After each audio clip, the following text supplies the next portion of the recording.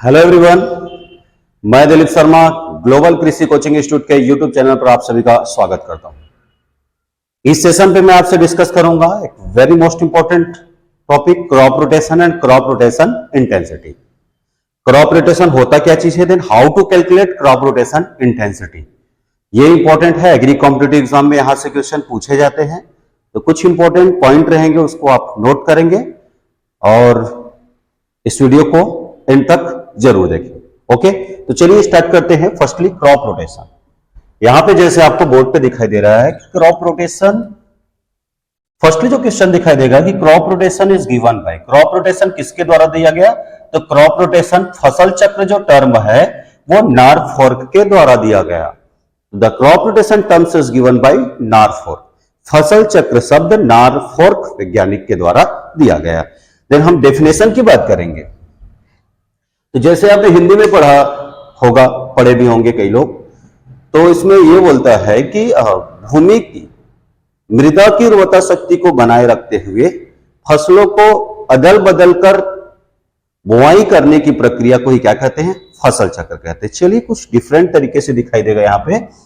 The growing of different crop, the growing of different crop in succession on the same piece of land, विभिन्न फसलों को किसी निश्चित भूमि पर क्रम से, the growing of different crop मतलब विभिन्न फसलों को succession on the same piece of land, किसी जमीन पर क्रम से उगाने की प्रक्रिया को, साथ ही साथ क्या, sustain the soil fertility, sustain the soil fertility. यहां पे ध्यान देंगे कि मृदा की उर्वरता शक्ति को बनाए रखने के लिए विभिन्न फसलों को किसी निश्चित भूमि पर एक क्रम से उगाने की प्रक्रिया को क्या कहते हैं भाई, फसल चक्र कहते हैं, क्रॉप रोटेशन कहते हैं।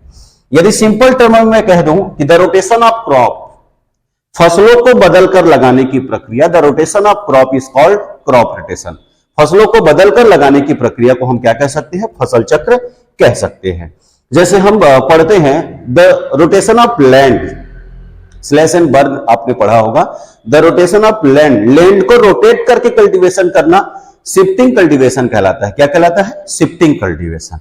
ओके, इसके बारे में एग्रोनॉमी पे डिस्कस करेंगे हम।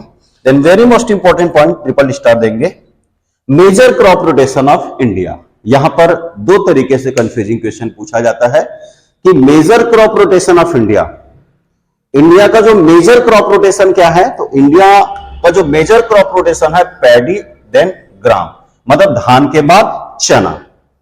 यहीं पे क्रॉपिंग पैटर्न में क्वेश्चन आ जाता है, थोड़ा सा घुमाकर क्वेश्चन पूछ देता है कि major cropping pattern of India, तो major cropping pattern of India पे आंसर लेता है वो paddy then wheat, paddy then wheat, समझ जाइएगा। Major cropping pattern of India पूछे तो paddy then wheat, then major crop rotation of India पूछे तो पैडी देन ग्राम, धान के बाद चना। क्लियर, यहां पे 3 क्वेश्चन हो गया। देन ऑब्जेक्टिव पे क्वेश्चन, कंसेप्ट बेस्ड क्वेश्चन आएगा, थ्योरी बेस्ड क्वेश्चन आएगा, क्योंकि जो डायरेक्ट टू डायरेक्ट क्वेश्चन का जो पैटर्न है वो धीरे धीरे एग्जाम पे क्या हो रहा है, चेंजेस आ रहा है, उसमें चेंज हो रहा है। तो ऑब्जेक्टिव, मेन फर्स्ट ऑब्जेक्टिव तो पूरे एग्रीकल्चरिस्ट जितने भी एग्रीकल्चर हैं उन सभी को पता है कि मृदा की उर्वरता शक्ति को बनाए रखना, टू मेंटेन सॉइल फर्टिलिटी, ये फर्स्ट ऑब्जेक्ट है। Second object, to control insect and disease, फसल चक्र के द्वारा खरपतवारों और कीटों को नियंत्रित किया जा सकता है। जैसे मैं आपको समझाने की कोशिश करूंगा कि जैसे पैडी क्रॉप में, हम धान के केस में बात करेंगे, पैडी क्रॉप पे, पैडी क्रॉप पे यदि कंटिन्यूअस अटैक हो रहा है किसका, आप सभी जानते हैं स्टेम बोरर का अटैक होता है। किसका अटैक होता है, स्टेम बोरर का। तो कंटिन्यूअस तना छेदक अटैक होता है, तो तना छेदक जो है स्क्रिपोफेगा इंसेक्टुलस, तो जो तना छेदक का जो अटैक है किसमें होता है, पैडी के फील्ड पे। लेकिन पैडी क्रॉप को मैंने ग्रो किया तो क्रॉप को रोटेट करना ही क्या कहलाता है, क्रॉप रोटेशन। तो पैडी की जगह चलो मैंने क्या लगा दिया, सोयाबीन लगा दिया। क्या लगा दिया, सोयाबीन। तो जो स्टेम बोरर यदि सर्वाइव कर रहा है वहां पे किसी भी होस्ट पे, यदि मैंने वहां पे लगा दिया क्या, सोयाबीन, तो सोयाबीन लगाने से यहां पे कहीं ना कहीं स्टेम बोरर को कंट्रोल किया जा सकता है। मतलब मेजर जो पर्टिकुलर एक ही फील्ड पर कोई यदि इंसेक्ट एंड डिसीज आ रहे हैं तो क्रॉप को रोटेट करके उसके इंसिडेंस या फिर उसको कंट्रोल किया जा सकता है। क्लियर हुआ? तो दूसरा पॉइंट भी याद रखिएगा, ऑप्शन बी भी सही होगा। देन ऑप्शन सी पे होगा टू कंट्रोल ऑफ वीड्स, फसल चक्र के द्वारा खरपतवारों को भी नियंत्रित किया जा सकता है। जैसे आप सभी जानते हैं कि पैडी के फील्ड में खरपतवार लगता है जैसे कि इकाइनोक्लोवा, बहुत सारे कॉम्पिटिटिव एग्जाम में पूछा जाता है, ये कॉमन क्वेश्चन है। सावा, तो पैडी के फील्ड पे वीड्स जो मोस्टली जो आता है वो कौन सा है? इकाइनोक्लोवा। जहां पे पैडी है, जहां पे धान है, वहां पे सावा आपको दिखाई देगा। तो पैडी के फील्ड पे यदि इकाइनोक्लोवा आपको दिखाई दे रहा है, यदि मैंने क्रॉप रोटेट किया, मैंने सोयाबीन लगा दिया, तो सोयाबीन के फील्ड पर इकाइनोक्लोवा दिखाई नहीं देगा। तो कहने का मतलब क्रॉप रोटेशन से वीड्स कंट्रोल, खरपतवार का भी नियंत्रण किया जा सकता है। क्लियर हुआ? Next, to reduce risk from crop failure, किसी कारणवश फसल का जो असफल होने का जोखिम है उसको भी क्रॉप रोटेशन के द्वारा कम किया जा सकता है। Then very most important point last, minimum utilization of resources.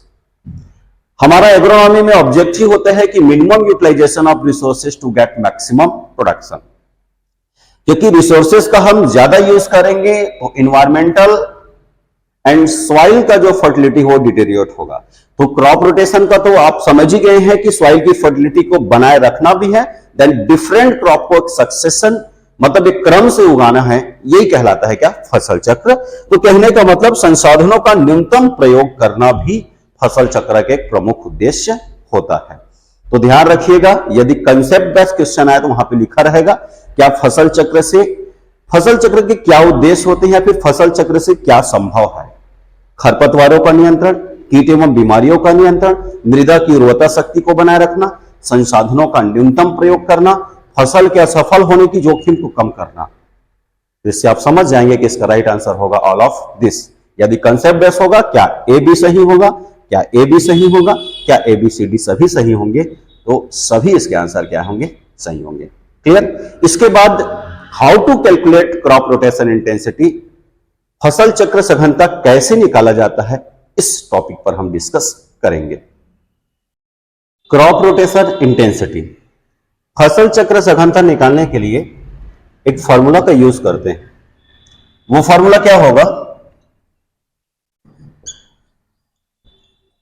Total number of crop, total number of crop divided by cropping year बोल देते हैं या फिर उसी को बोल देते हैं rotation year, crop rotation year into 100। अच्छा, ये फॉर्मूला है टोटल नंबर ऑफ क्रॉप, फसलों की संख्या बटे फसल चक्र के वर्ष गुणित 100, total number of crop divided by crop rotation year into 100। यह बिल्कुल आसान है, बट इसमें समझना कुछ इंपॉर्टेंट पॉइंट है जिस बेस पर हम इसको तैयार करेंगे। इसके लिए कुछ नियम्स है, रूल्स है, रेगुलेशन है। जो क्रॉप रोटेशन होता है, क्रॉप रोटेशन फसल चक्र स्टार्ट फ्रॉम खरीफ सीजन। याद रखिएगा, जो फसल चक्र है निकालते समय ध्यान रखें कि जो क्रॉप जो काउंट करना है कहां से स्टार्ट करेंगे अपन? खरीफ सीजन से।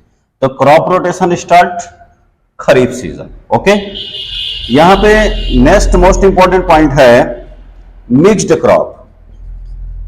मिक्स्ड क्रॉप, मिश्रित फसल। जैसे मिक्स्ड क्रॉप में आप क्या देखेंगे कि the growing of two crops together on the same piece of land in a particular year. जब किसी भी निश्चित भूमि पर दो फसलों को एक साथ लगाया जाता है तब हम उसे मिक्स्ड क्रॉप या मिश्रित फसल कहते हैं। तो मिक्स्ड क्रॉप के केस में क्या होगा? दो क्रॉप लगा हुआ है, वीट प्लस मस्टर्ड। तो यहां दिखने में क्या है? ये दो क्रॉप है, वीट एंड मस्टर्ड। लेकिन यहां पे रूल्स ये कहता है कि मिक्स्ड क्रॉप को हमेशा कितना क्रॉप काउंट करना है? One crop. Mixed crop count in one crop, मतलब मिश्रित फसल को एक फसल गिनना है। ठीक, दिखने में दो फसल दिखाई देता है लेकिन कितना फसल गिनना है? उसे एक फसल गिनना है। The next one important point,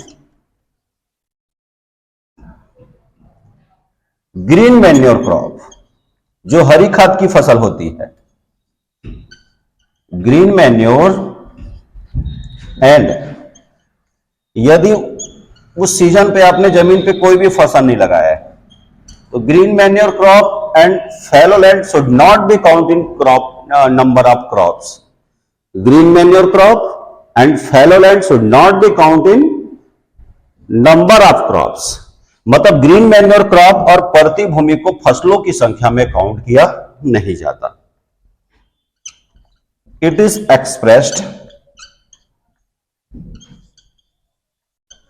कि क्रॉप रोटेशन इंटेंसिटी को किससे एक्सप्रेस किया जाता है, तो crop rotation intensity expressed in percentage. इसको किस में डिनोट किया जाता है, परसेंटेज में। ये 4 पॉइंट जिसका याद है, जिसको पता है जो रूल्स है कि कैसे क्रॉप रोटेशन इंटेंसिटी कैलकुलेट किया जाता है, उसे कभी भी एग्जाम में क्वेश्चन गलत नहीं होंगे। जैसे देखते हैं 3 क्वेश्चन पर डिस्कस करूंगा। जैसे कोई फार्मर है, उनका जो क्रॉप रोटेशन है paddy then wheat then sugarcane, paddy then wheat then sugarcane. कोई फार्मर है जिन्होंने धान लगाया है, गेहूं लगाया है, उसके बाद क्या लगाया है, गन्ना।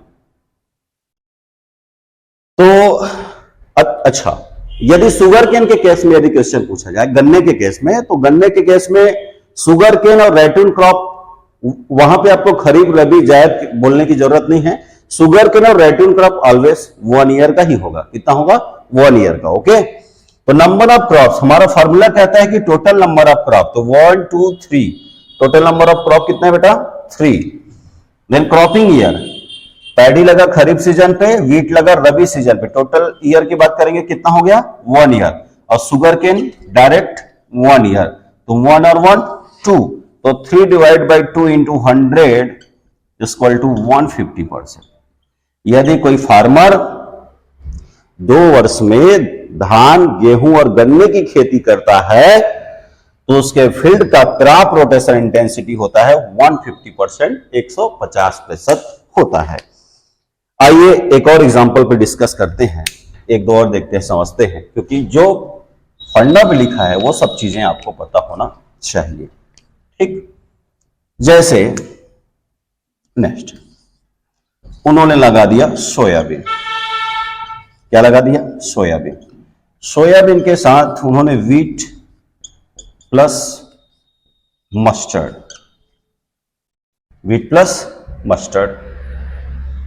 देन थर्ड क्रॉप उन्होंने ग्रो किया, फिर से शुगर केन। क्या, शुगर केन। इस पर काउंट करते हैं total number of crop. Mixed crop का जो मैं रूल्स बताया था उस बेस पर क्वेश्चन है। तो सोयाबीन, व्हीट प्लस मस्टर्ड, देखने में 2 क्रॉप है, लेकिन कितना काउंट करना है, 1। तो टोटल नंबर ऑफ क्रॉप कितने हो जाएंगे, 3। टोटल नंबर ऑफ क्रॉप कितने हो जाएंगे, 3। देखने में कितना है, 4, लेकिन टोटल नंबर ऑफ क्रॉप, मैंने कहा कि mixed crop always count in 1 crop. Mixed crop को हमेशा 1 क्रॉप काउंट करना है। तो 1 2 3। ईयर की बात करेंगे तो ये लगेगा खरीफ सीजन पे, ये लगेगा रबी सीजन पे, तो टोटल ईयर हो जाएगा 1। देन शुगर केन हमेशा कितने साल का होगा, 1 साल। तो 3 डिवाइड बाई 2 इंटू 100, यहां पे भी आंसर होगा कितना, 150%। कितना होगा, 150%।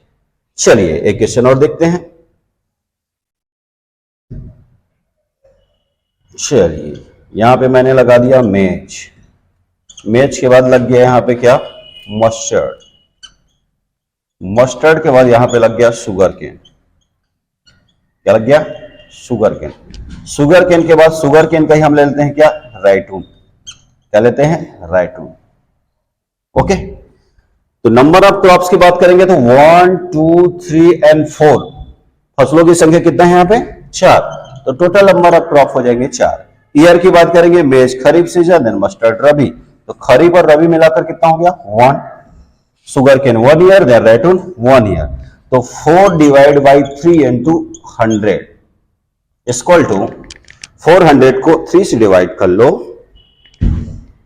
किसको भाई, 400 को 3 से, तो 3 एकम 3, मतलब 133 और मतलब डायरेक्ट यदि बात करेंगे 133.3%, 133%। समझ में आया?